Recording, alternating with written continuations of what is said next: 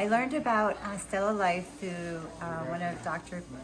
Pico's courses, and he really raved about it and said really great things about it. And the clinical information and studies that I saw about the product really wanted to make me try it.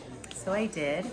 And the first few cases I used were really with full arch incline cases.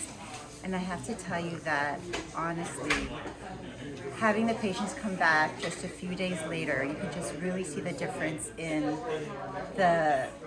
how the tissue healed, how it formed. There was not that much inflammation.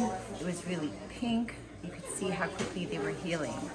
And I did use what was recommended, and basically I had them rinse and use the rinse, the gel, and the spray 3 days before, and then to continue using it 1 to 2 weeks after. And I even had patients, after the healing was done and everything, actually requested that they wanted to have more of the product. So it's definitely something that I am happy that I started using in my practice and will continue using.